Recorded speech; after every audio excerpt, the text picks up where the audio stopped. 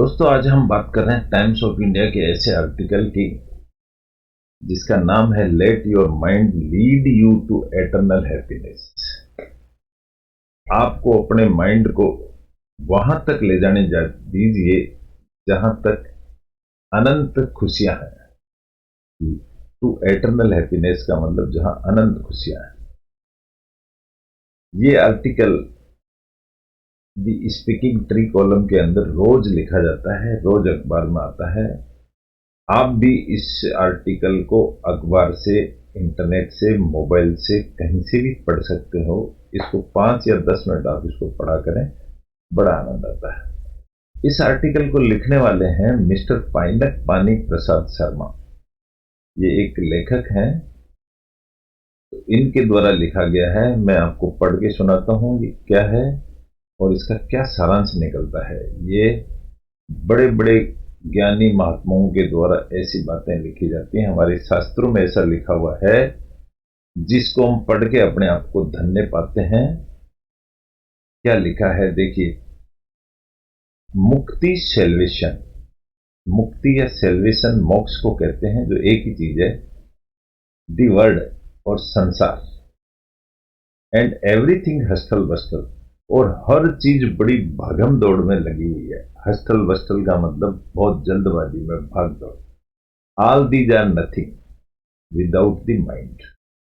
ये बिना माइंड के कुछ भी नहीं है। ये हमारे माइंड की कर्तव्य है जो हमको इतना बिजी रखता है।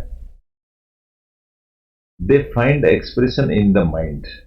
ये चीजें हमारे माइंड में, they find expression in the mind. ये कहाँ उत्पन्न होते हैं? हमारे दिमाग में उत्पन्न होती है भागदौड़। कैसे पैदा होती है? और conversely they are essential the mind itself playing out. ये हमारा माइंड ही गेम खेलता है और वो एक्सप्रेशन हमारे चेहरे पे आ जाते हैं। जैसा हमारे दिमाग की सोच होती है वैसा एक्सप्रेशंस आ जाते हैं। सेज पतंजलि इन द योग सूत्र टॉक अबाउट चित्त।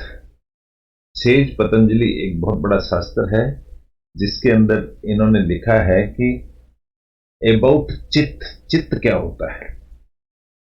The primeval pure mind from. Primeval का मतलब होता है हमारा पुराना जो दिमाग है, वो प्योर माइंड फ्रॉम।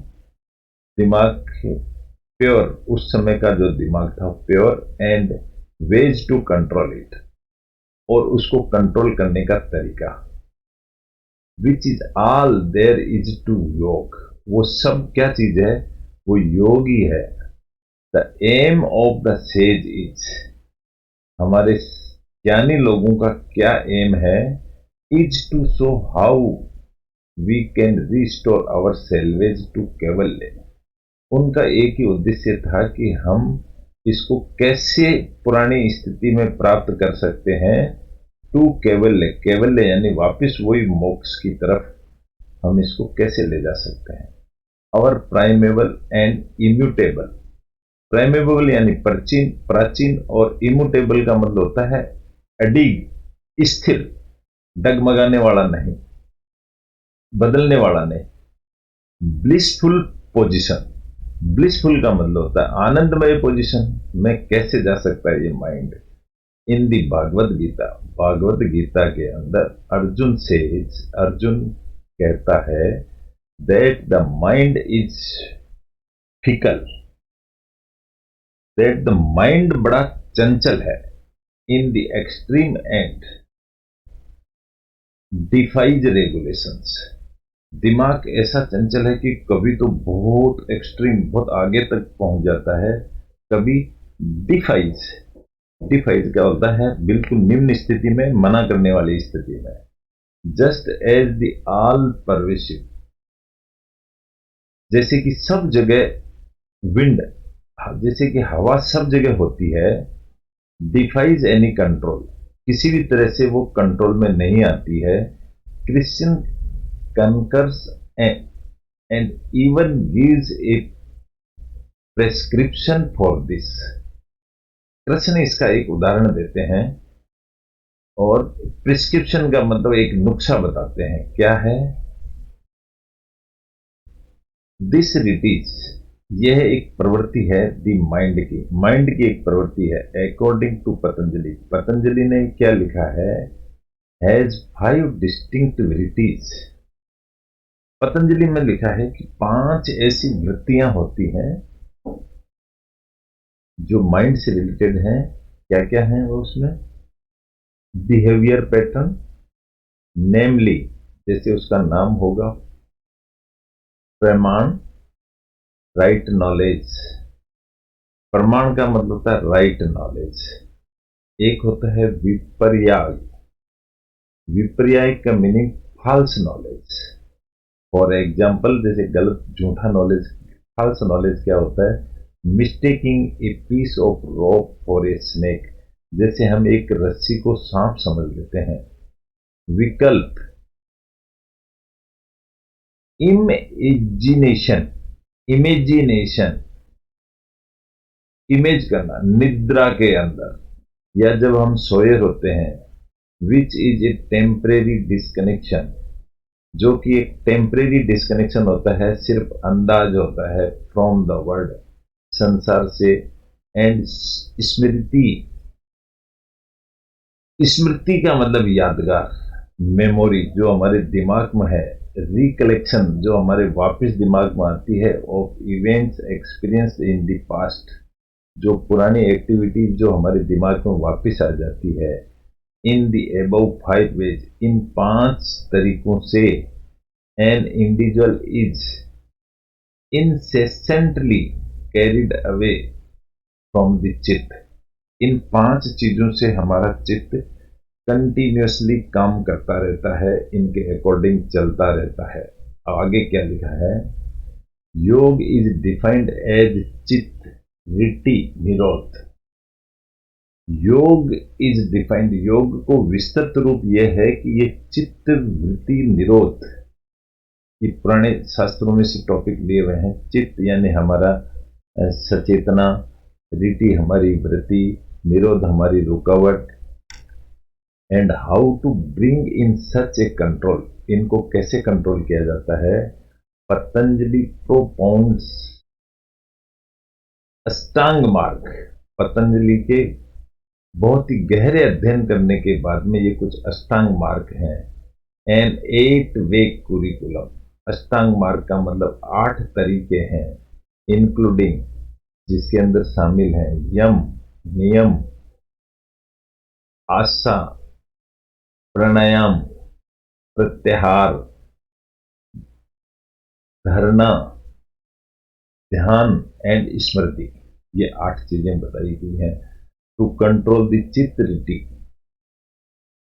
चित्त और वृत्ति को कंट्रोल करने के लिए प्रोपेंसिटी ऑफ द माइंड, जो माइंड का तीव्रपन है, वो उसके बारे में बताया गया है। पतंजलि रिकमेंड्स अभ्यास, पतंजलि कहता है इसकी प्रयास करो, प्रैक्टिस करो। एंड वैराग्य, वैराग्य का मतलब होता है कि कुछ चीजों से छुटकारा पाना। Disengagement from the worldly desires, जो संसार की जो इच्छाएं हैं उनसे दूर रहना पड़ेगा। ईश्वरीय प्रणिधान, सरेंडर टू गॉड, गॉड को समर्पित करना पड़ेगा हर चीज। To serve the same purpose, ये चीजें इस तरह से पर्पस सॉल्व हो सकता है हमारा। The Bhagavad Gita also mentioned the dual apparatus of practice and disengagement। Bhagavad Gita भी यही दर्शाती है कि dual apparatus of practice and disengagement, दोनों प्रैक्टिस एंड डिसएंगेजमेंट, एक तो प्रैक्टिस करो और एक संसार की चीजों से थोड़ा सा दूर रहो, यही भागवत गीता में कहा। इन वर्स 6:35 में उसमें क्या एक्सप्लेन किया है, Krishna says the mind is restless. भगवान कृष्ण कहते हैं कि माइंड ऐसा है कि ये रेस्ट नहीं करता। No doubt and difficult to curb, ना ही माइंड को कंट्रोल किया जा सकता। अर्जुन अर्जुन को कहते हैं बट अभ्यास अभ्यास to Kunte वैराग्यंचा गृहते, it can be brought under control by repeated practice of meditation। लगातार मेडिटेशन की प्रैक्टिस से इसको कंट्रोल किया जा सकता है। And by the exercise of dissipation, और चीजों से दूर रह करके भी इसका प्रयास किया जा सकता है। ओ सन ऑफ कुंती, ओ कुंती के पुत्र, ऐसे इस माइंड को कंट्रोल किया जा सकता है। It is great to note an identical prescription from Patanjali। It is great to note an identical prescription from Patanjali। Patanjali भी ऐसा ही नुस्खा बताते हैं। As well as कृष्ण, जैसा कृष्ण ने बताया है। In simple words, सिंपल शब्दों के अंदर, one has to practice, एक आदमी को ऐसी प्रैक्टिस करनी चाहिए कंट्रोलिंग द माइंड, माइंड को कंट्रोल करने के लिए, while diverting it from pursuing worldly desires. जब सांसारिक चीजों से आप दूर होने की प्रैक्टिस करोगे, लाइकवाइज भक्ति भक्ति करके सरेंडर टू गॉड हो सकते हो। As stated in the Gita, Gita में कहा गया है चैप्टर 12 में, रिमेन्स ए सुपरसीडिंग ऑप्शन, इसको बाकी सबसे अच्छा ऑप्शन बताया गया है भक्ति करना। द कल्प्रिट, कल्प्रिट अपराधी को बोलते हैं या किसी पर्टिकुलर आदमी को। It is said that nothing in this world can trouble you, इस संसार में आपको कोई भी चीज दुखी नहीं कर सकता, more than your own thoughts, तुम्हारे खुद के विचारों के अलावा तुम्हें कोई परेशान नहीं कर सकता। Mind is the culprit, mind को ही कल्प्रिट बताया गया है, अपराधी।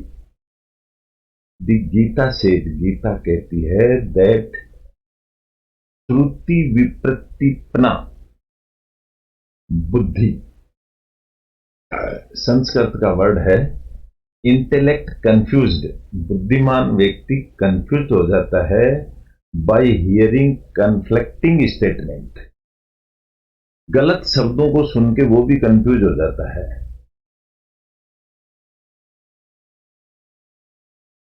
ओवररोट मतलब कुछ और भी अनसेंट लिख देता है with knowledge. Could be N impediment, ये उसके लिए एक रुकावट हो सकती है। इन द पाथ ऑफ ए योगी, ये एक योगी के लिए रुकावट हो सकती है, यानी कि गलत संगत और गलत बात सुनना उसके योग में रुकावट पैदा कर सकती है। द माइंड इज, माइंड क्या चीज है, देयरफॉर इसलिए, seen as fickle at the same time, इस तरह से जो चंचल दिमाग है, the most essential instrument at our disposal, the most essential मतलब ऐसा जरूरी part, instrument at our disposal हमारे दूर करने की जगह पर, in dealing with our life, जो हमारी जिंदगी से जुड़ा हुआ है, एंड आफ्टर लाइफ, जो हमारी लाइफ के मरने के बाद भी हमसे जुड़ा हुआ है। हेंस इसलिए all the system of disciples, इसलिए जितने भी चेले चपाटी होते हैं योग शिक्षा के अंदर, as outlined by sage, as उनको अति व्यग्र या जल्दबाजी नहीं दिखानी चाहिए। इन द पास्ट, या जिन्होंने जल्दबाजी की है, वेदर अंडर द हिंदू श्रमणिक, चाहे वो हिंदू श्रमणिक हो या बुद्धिस्ट ट्रेडिशन के हो, हैव केप्ट द माइंड, उन्होंने अपने दिमाग को रखा है एट द सेंटर स्टेज, दिमाग को कंट्रोल करके रखा है, ऑफ देयर स्पिरिचुअल प्रैक्टिस, उन्होंने अपने आध्यात्मिक प्रैक्टिस के ऊपर केंद्रित करके रखा हुआ है, तभी सफल हुए हैं। If you want to address the cause,